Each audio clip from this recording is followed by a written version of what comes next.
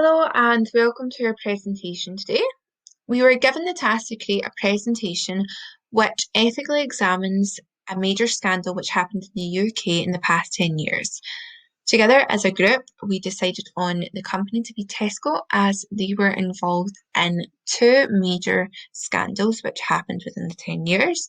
The first one being the horse meat scandal, which happened in 2013, and the second was the aggressive accounting scandal, which occurred in 2014. We had lots of information to gather on both of these scandals, and that's why we chose them, and also the fact they were within the time frame which was given for the task.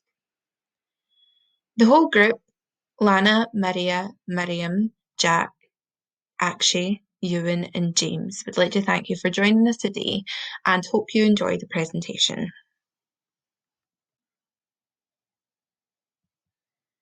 These are the subject areas that this presentation will cover, starting with the introduction, which we will go over the objective and importance. And next we'll go into the background, where we'll be discussing the company profile, which is Tesco, and the two scandal backgrounds. Then we will go on to discuss ethical principles. And then in the next section after that, the discussion, we will link the ethical principles to the scandal. And finally, in the conclusion, we will discuss what has been learned from the scandal and any recommendations we could give to Tesco. In this presentation, we'll be discussing two separate scandals revolving around one of the UK's major supermarket chains, Tesco. So the first one was the horse meat scandal in 2013. The second was the accounting scandal in 2014. These incidents had a detrimental effect on Tesco's reputation as there were lack of ethical standards.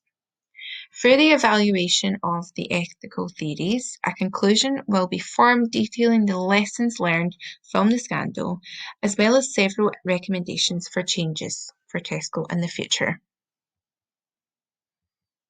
So to begin with, it's important that we discuss a brief background on the company involved in the scandals, which we'll go into further detail about in this presentation. Tesco are one of the major supermarket chains in the UK. You might know their adverts that they use the strapline, "Every little helps." Tesco were founded in 1919 by a man called Jack Cohen, as he began selling surplus groceries from a market stall in East End of London. Now Tesco can be seen on the London Stock Exchange with a reported 7,005 stores worldwide with a combined revenue of approximately 56.3 million. Now we're going to discussing the background on the first scandal surrounding Tesco, the horse meat scandal. On the 15th of January 2013, a study that was being conducted by the Food Standards Agency in Ireland, it was reported that there was in fact undeclared horse DNA found in frozen beef burgers. Shockingly, this was unbeknown to the consumers that purchased these items, as they believed that if they were buying beef items, that this would be what they would receive, not horse meat. It's not very common in the UK to eat meat from a horse, and it is actually often frowned upon, as people regularly see horses as pets nowadays. The frozen beef burgers which contained the horse meat in question were sold in Tesco as well as other UK supermarket chains. The beef burgers that were being sold in Tesco had been tested prior to these reports. Shockingly enough, the percentage of horse meat that was in them was a staggering 29%. This is a high percentage considering nowhere within the ingredients listed on the packaging were the words 29% horse meat. As you can imagine, there was a massive uproar from the consumers all over the UK, with many feeling lied to, having been missold horse products as beef. However, Tesco responded initially by passing the buck to the suppliers, APP Silvercast, who Tesco later dropped as a supplier due to the scandal. After receiving backlash for not accepting the blame, Tesco later apologised and did take responsibility. More tests were then conducted, and surprisingly, horse meat was found in another Tesco beef product, a spaghetti bolognese ready meal product in Tesco's everyday value range. It tested as 60% horse meat. This was quickly removed from the shelves and the item was recalled. This product has been supplied by a different supplier this time. They're based in France and they're called Comigel. This supplier was also dropped from Tesco due to the scandal, just like APP Silvercast. It's clear that although the products came from different suppliers, which potentially betrayed Tesco's trust by selling them undeclared horse meat product, the issue also lies with Tesco as they failed to vet these products and continue to sell them along the chain to their consumers and letting them down. Tesco also got into a lot of bother by joking about the horse meat scandal on Twitter, as a representative tweeted saying, "It's sleepy time, we're off to hit the hay." This tweet received a lot of backlash, as hay is a reference to horses, and was tweeted in the midst of the horse meat scandal when a lot of people were unhappy. So this scandal raised a lot of questions regarding Tesco's professionalism, their standards in testing products, and mainly their integrity to their customers. We'll now talk about the accounting scandal background. So it happened in 2014 and Tesco admitted to overstating their financial statements by approximate of £250 million. The shares plummeted to an all-time low. In 11 years, eliminated about £2 million from Tesco's value. Due to the fraud that caused these immense misstatements, many questions were raised on corporate governance, financial reporting practices, internal controls, and audit standards. Possible reasons were errors while putting in data, duplicate invoicing, being too focused on meeting financial targets, and delay on payments. Takun says whilst looking for Tesco's financial reporting, they noticed that Tesco had put in a few figures incorrectly, which ended up making the suppliers being overcharged or underpaid from Tesco. They then failed to amend the data within an acceptable timeframe and did not pay back the suppliers due to the errors, again within an acceptable timeframe. Takun goes on to talk about the duplication of invoices can be seen through the extensive research that evidence found connected with the duplication of invoices being given to suppliers normally connected with promotional projects. Tesco would then often remove both invoices sent to the suppliers from the total amount that they paid to those suppliers. Again, it was found that Tesco failed to amend these errors within a reasonable time. In the Groceries Code Adjudicator, during the investigation, it can be seen that one of the main focuses within Tesco was in achieving a budgeted margin target.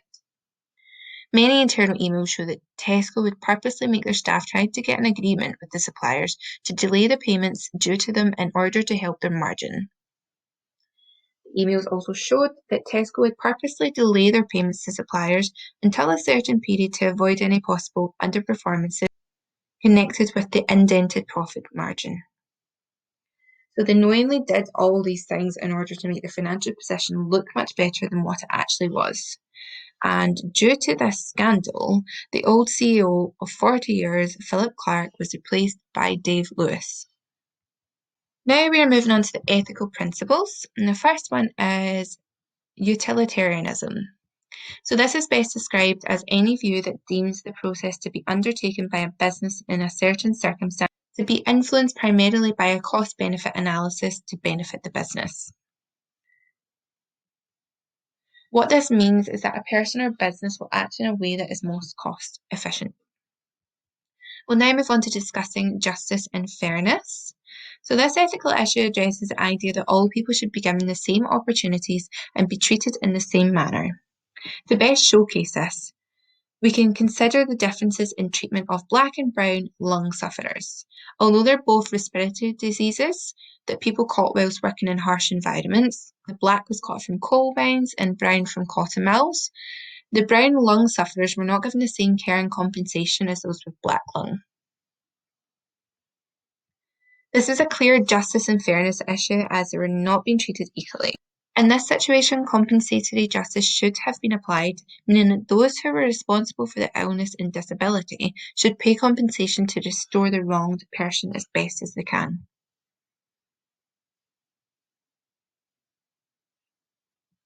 Now we will move on to discuss the ethical issue, duty of care. This ethical issue relates to the way in which the individual looks after those who they feel an ethical duty to look after. If we look at the example of Malden Mills, we see that the factory burnt down, leaving people of the town out of work. The owner then decided to pay the workers whilst the factories were closed, whilst he was rebuilding them and getting the people back to work.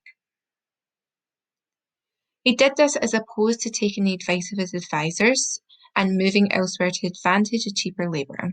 The decision ultimately bankrupted him.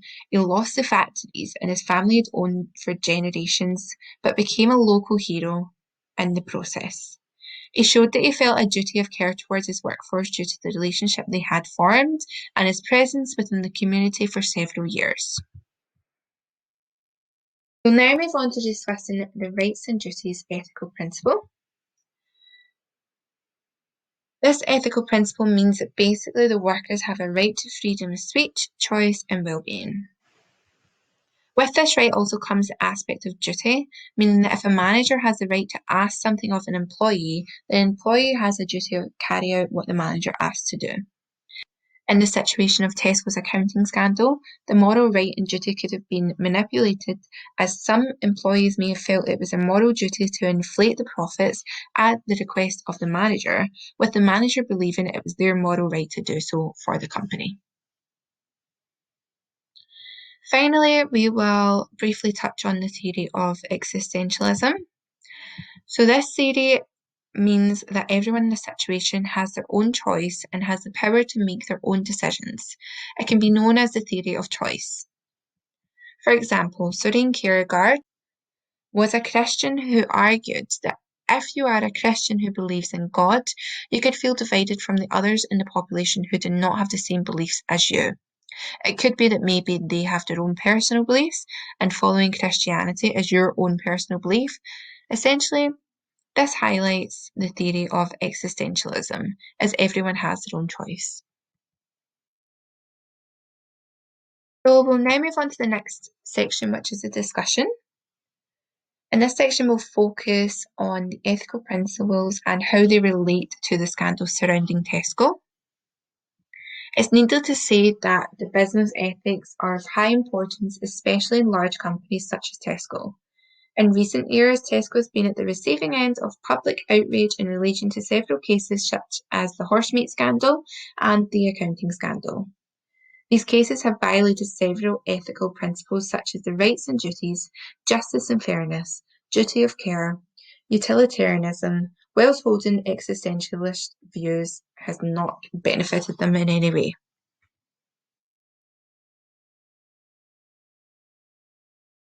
So, with the horse meat scandal, Tesco did make a public apology and took responsibility for the scandal regarding the horse meat products, but largely blamed their suppliers for the ordeal. While considering themselves unaware and therefore not to blame, it can be argued that Tesco should have taken it upon themselves to be aware of the products they are actually selling. Tesco completely neglected the quality standards of their meat products by failing to ensure the quality of their meat suppliers. If Tesco had the good of the company in mind, they would have been more likely to cut their profits rather than risk traces of horse meat being in their goods and causing the present situation. They may have made one excuse that competition is so close, but they must reduce prices in some ways in order to retain their position in the market. That being said, few other supermarkets have found themselves responsible for the horse meat scandal, so cost cutting can be done in other ways. Now, after this hit to their reputation, Tesco have rethought how they approach the market with more ethical views, and not only views, but actions. As we mentioned previously, in the theory of existentialism, individuals holding decision-making powers, such as Tesco's directors and the suppliers involved, have their own way of thinking, which has turned out to have a negative effect on the company. There is a small number of studies in the consumer's view on the responsibility and characteristics of who to blame in the aftermath of a crisis.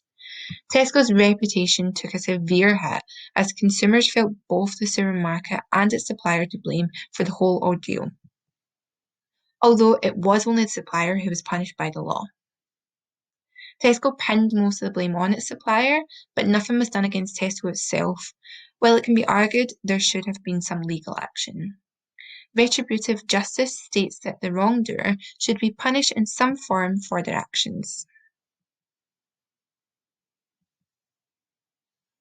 Tesco have disregarded the ethical principle of rights and duties by not ensuring the quality of the products they are providing to their customers, misleading the buyers into thinking their meat was beef, but in fact had a significant amount of other meat that could be described as unethical.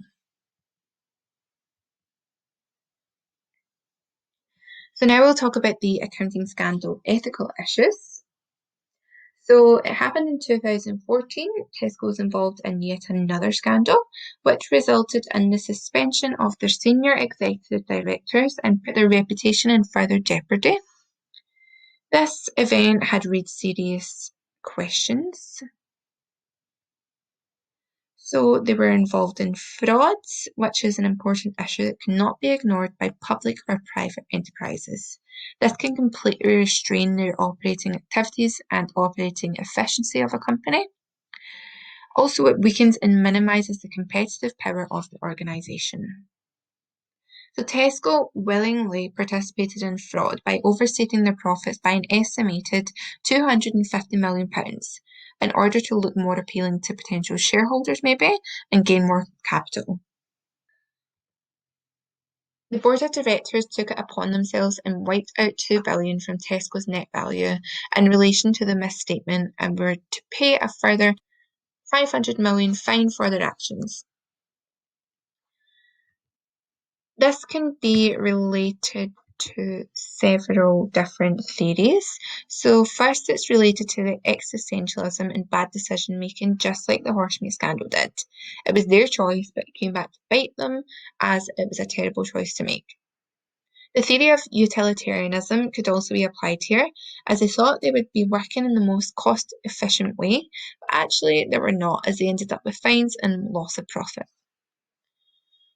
Even though the accounting staff at Tesco probably knew the task they were given by management to overstate the figures was unethical, they felt it was their duty to do the given task, as was it their manager's right to ask them to complete the task.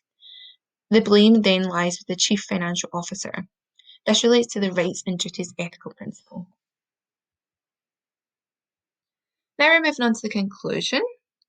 So in conclusion, it can be argued that Tesco, if they had stronger corporate governance and ethical principles, these unethical scandals could have been avoided completely. It would not be an exaggeration to say Tesco has weak corporate governance and principles, as proven by the fact of the amount of scandals that they were actually involved in. So it's almost impossible to avoid fraud, which can be seen from the accounting scandal that Tesco were involved in. Tesco's actions resulted in the resignation of the CFO and other several senior executives, as they were responsible for neglecting their duties and responsibilities. Instead of correcting the overstated financial reports, he allowed it through to the public in order to catch the attention of potential shareholders and extension stakeholders.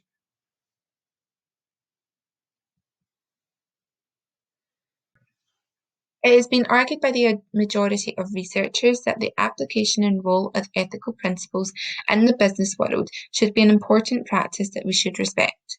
Many people would say that human dignity is invaluable and is to be respected. This should be applied in business ethics. Businesses should consider man's well-being as one of the primary goals and not constantly just aiming to gain profit.